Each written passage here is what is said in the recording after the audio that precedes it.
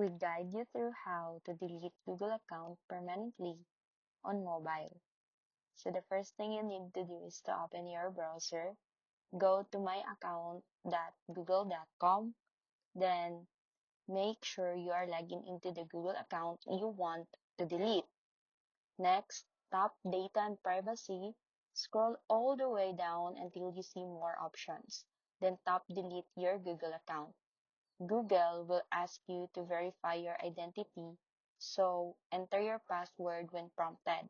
After that, you'll see a warning page explaining that all your data, like Gmail, photos, and YouTube, will be permanently erased, so make sure you back up anything important.